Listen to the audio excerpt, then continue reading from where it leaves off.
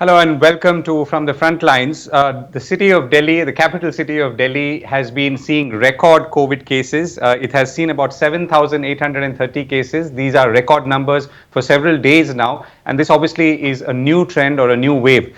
But more importantly, Delhi is also seeing some of the highest air pollution levels in the country, which is not unusual for this time of the year. But what is obviously unusual is that it's combined with the fact that we are also seeing such high COVID-19 cases. The positivity rate in the city of Delhi is now is at over 13%, and this is unusual also because this is not the situation elsewhere in the country. So it's facing a twin problem of very high COVID cases and very high pollution levels at over 700 in some cases. Just to give you a sense of contrast, when levels cross 100 in many cities in the world, there is an emergency declared and things are brought to a standstill. So the question now is what really happens when these twin forces combine, which is COVID cases which are rising and spreading, also at a time like this, which is a festival season, and obviously also the fact that air quality levels are so high. So to understand the precedents to this and also what you should be doing or could be doing at a time like this, I'm now joined by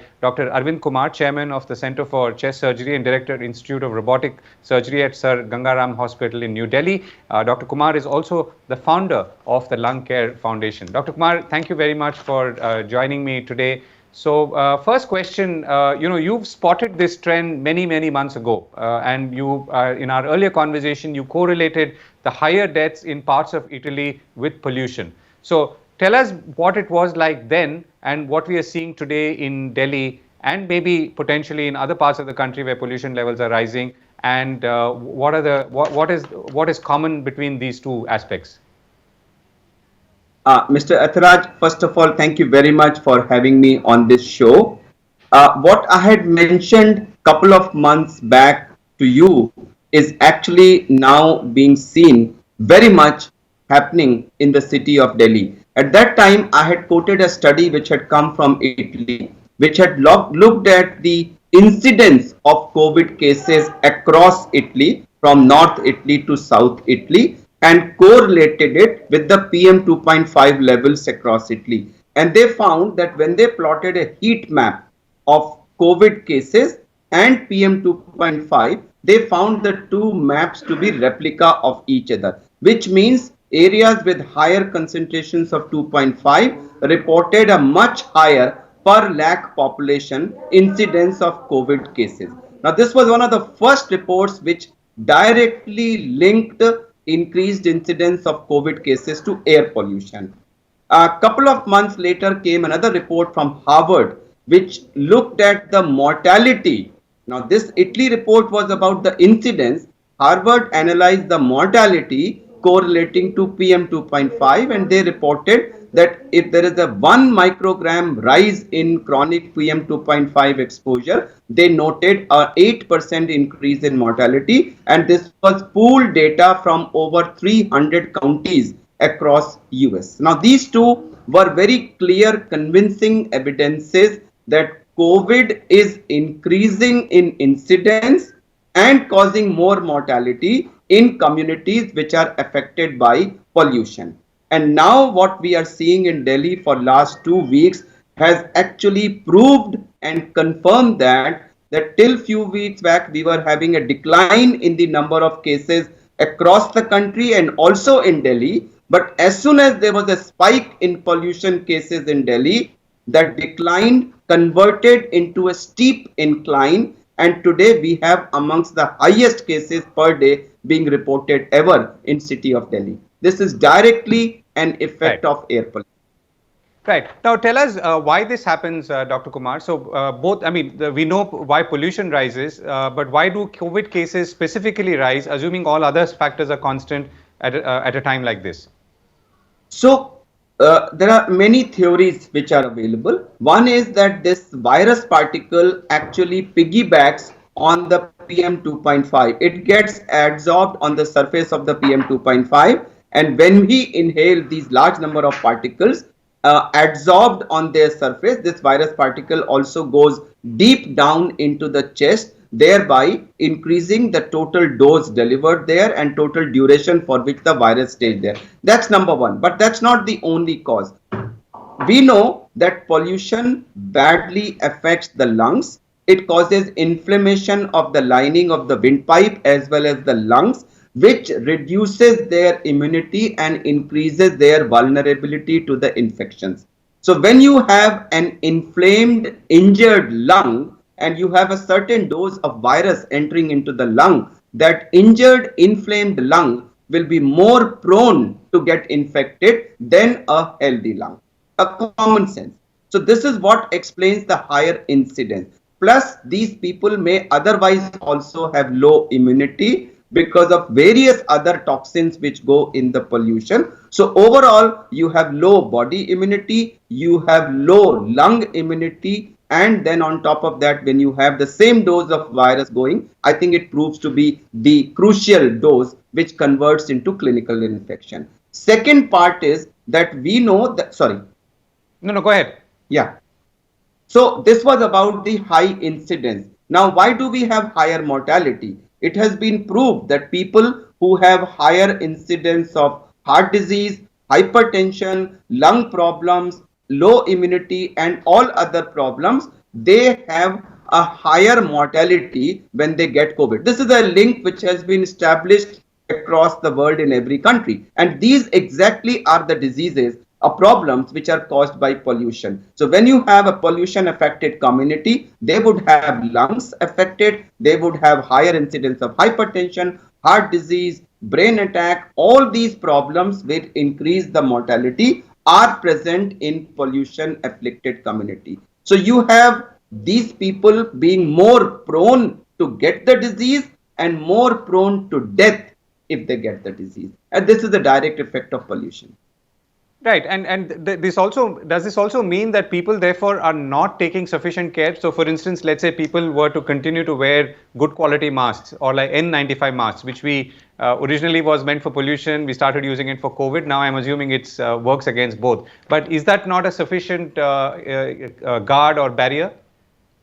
So Mr. Govind, there are two aspects. One is the prevention of the COVID. So for COVID, we know that as of today, there are three golden principles. One is wearing the mask, two is social distancing, and third is hand hygiene. So if we say goodbye to any of these three, we are increasing our dose exposure and therefore more chances of getting COVID.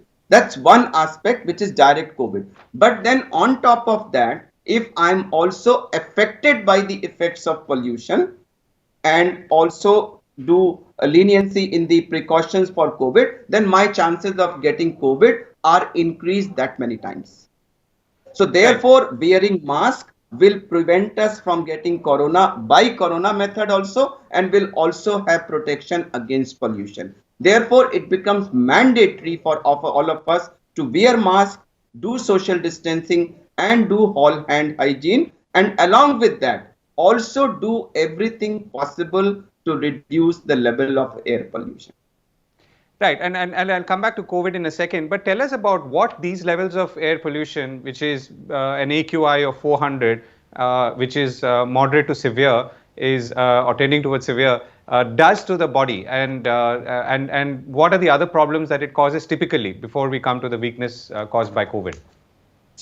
So when you have such inhuman levels of air pollution, and we breathe 25,000 times a day, we inhale nearly 10,000 liters of air in 24 hours. The children breathe much faster than that, and they per body surface area inhale much more air than adults do. When you have these huge amounts of toxins, whether it is particulate matter or it is the toxic gases going inside the body, the first thing that they damage is our nose, our respiratory tract, and our lungs. But the story doesn't end there. Most of these chemicals, whether this is PM 2.5 or the gases, they cross the lung lining, enter the blood, and through the blood they go into every organ which gets blood, which ranges from brain to your bones, every part of the body, and they cause damage. Now, the worst affected are pregnant women, and now it has been proved that this damage actually starts from the intrauterine life. So all the pregnant ladies who are inhaling this toxic air, there is some amount of damage which is occurring to the baby who's being nurtured in their uterus. So this damage starts there. When the baby comes out and takes his or her first breath, if you have PM 2.5, which is close to 500, 600, now that's divided by 22, that's equal to about 30 cigarettes of smoke in terms of damage. So your newborn becomes a smoker from the first breath of his life. Imagine the amount of damage that will occur to his lungs and other parts of his body. And similarly, this continues through your childhood and your adulthood. But when you are old people are there, again their immunity is reduced. So the worst affected are the extremes of age and the pregnant women and children. But nobody escapes the ill effect. The only way you can escape the ill effect is if you stop breathing. Right. So going forward, so what does one do? Are the solutions to this problem, I mean, which is the twin problems of COVID-19 as well as high air quality, the same as in wearing a mask? I guess you cannot distance yourself from pollution, but you stay at home and you have air purifiers. What do you do?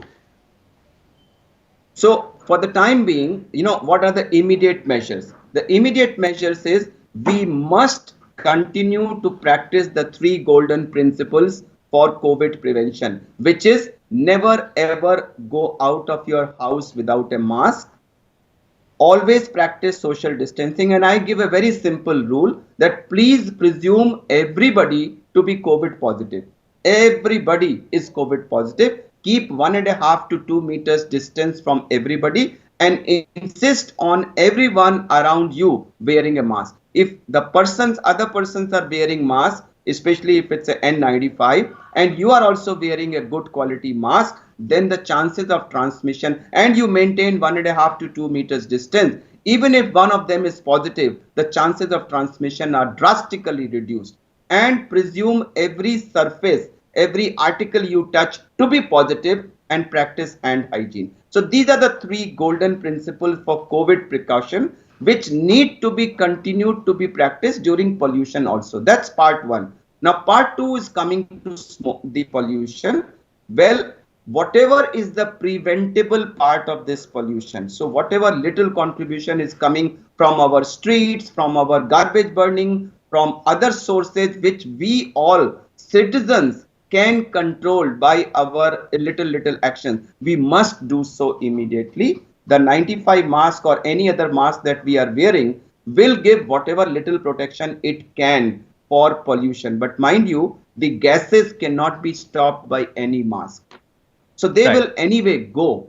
So we need to work on reducing the pollution. We cannot presume that air purifier or mask will give us that all the protection. Air purifier we are recommending for patients who are already lung patients, for little children, for people who are having disease, for post-COVID patients. Now post-COVID patients are facing a very serious problem because they continue to have lung involvement for quite some time even after discharge from the hospital. On top of that, if they have so much of polluted air, the problems get worse. So we are advising them that please do have plants in your room, please do have air purifier so that the impact is to some extent reduced. But side by side, I think we all should start reducing by 20-30%, taking out of cars, and what I call my solution to pollution. If each person starts thinking that I have to reduce smoke and I have to reduce dust, if each one of us starts doing little contribution to reducing pollution,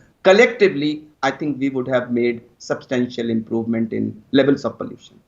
Right. Last question, Dr. Kumar. So, obviously since we last spoke and in the last 4 or 5 months, doctors like yourself are far more confident of treating COVID-19. And though we don't have a cure and we do have a vaccine around the corner.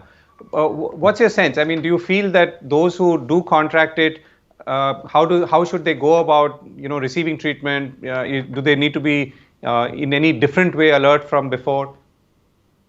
So what has actually crystallized is that the indications for admission today are more streamlined than what we had when we had our last discussion. So there are clear-cut divisions between mild and moderate cases who are actually being home managed, and oxygen monitoring, because at that time this term happy hypoxia was not that well known, that people, we were waiting for some patients to develop breathlessness as a sign of their lung involvement, which unfortunately was not true, because many people had lung involvement without developing breathlessness and a lot of lives were lost. Today we understand it better, so we are proactively monitoring the oxygen of people, and everybody is advised that if there is a fall below 95, you must report to a doctor. And there are clear cut guidelines. There are more oxygen centers available now in the hospitals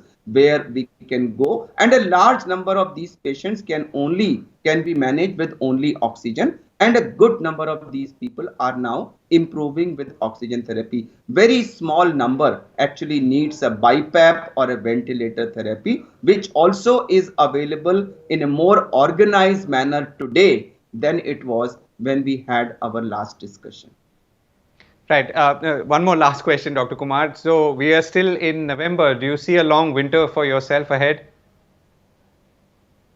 Well, long winter, definitely yes, but what I fear and do not want to see is a massive spike in the number of COVID cases. And my fear is that the festivities which will occur over the next few days, coupled with this steep rise in pollution, now this deadly cocktail, if it has an effect on COVID and we see a massive spike, it will be disastrous for the people as well as for the healthcare sector, because the ICUs are almost choked, at least in all Delhi hospitals, I can say for that. And on top of that, if there is a massive increase in number of patients, then we have a serious problem at hand. And as a doctor, I would like to see it prevented rather than facing this unfortunate situation.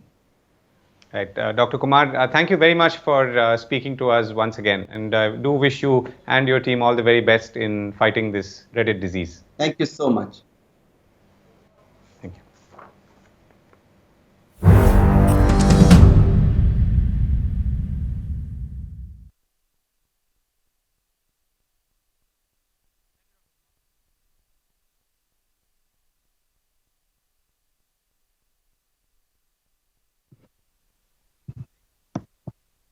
I said it's always